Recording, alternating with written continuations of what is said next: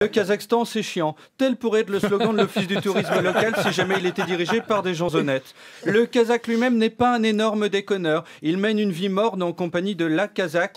Il faut dire que les donuts là-bas ont la forme du dictateur local, Nursultan Nazarbayev, et qui sont donc très durs à avaler, à l'instar de la politique de Nazarbayev, cet autocrate cintré qui, comme tous les psychopathes, est un ami de la France. Il faut dire que Kazakhstan, il y a du pétrole et du gaz naturel, et que nous, on est des gens simples. Vous apportez à l'Elysée 4 jerrycans, ras la gueule en disant derrière il y en a 7 millions qui suivent. Le président, quel qu'il soit, tombe à genoux et dit au tyran: mon amour, fais de moi ta chose, ta petite chienne, je suis à toi, je t'aime. Nous on s'est habitués, mais pour des gens qui vivent en démocratie par exemple, ça peut sembler énorme.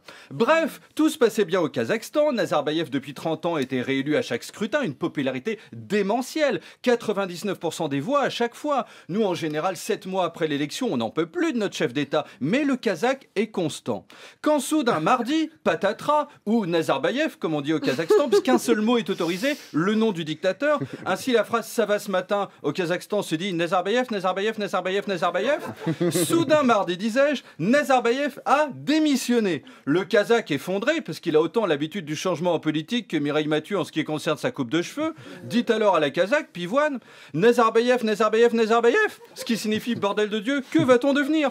Il y a un micro dans chaque maison, donc il faut parler en bien de Nazarbayev. Si un samedi il y a un discours de celui-ci à la télé et que vous dites tiens je vais mater The Voice, j'adore Julien Clerc, c'est le seul senior que je me taperai facile parce qu'il est sexe, on vous empale sur un pieu ayant la forme de Nazarbayev. Or celui-ci a le crâne très rond donc ça peut durer longtemps.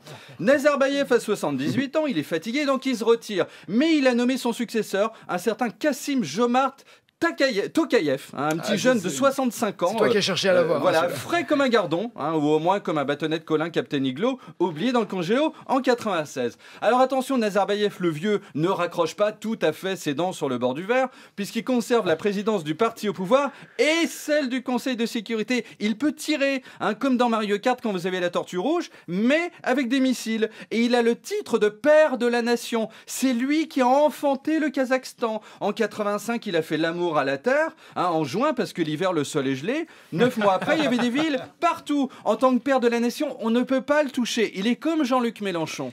Et quelle a été la première décision prise alors par le remplaçant Tokayev? Eh bien c'est très beau Nagui, les dictatures ont le sens du symbole. Il a renommé hier la capitale du pays, Astana, du prénom de Nazarbayev, Nursultan, qui signifie sultan de lumière. Ce qui rend ce prénom plus intriguant que Jean-Luc, par exemple, qui signifie juste Jean-Luc.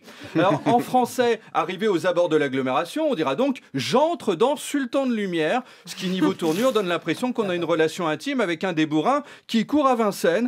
Si en plus on le dit à une Kazakh verte parce qu'elle a la gastro, ça fera une journée thématique.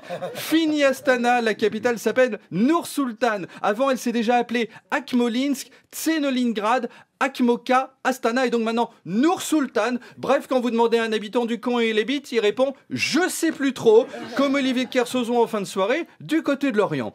Et c'est là qu'on se dit qu'heureusement en France ne s'est pas installé un dictateur taré, même si Éric Drouet pense ça parce qu'il ne pense pas. Puisque Macron, dans un accès de confiance en lui-même dont il a le secret, aurait pu renommer Paris Emmanuel et ça aurait fait comme avec Avignon. On n'aurait jamais su si on devait dire je vais à Emmanuel ou je vais en Emmanuel.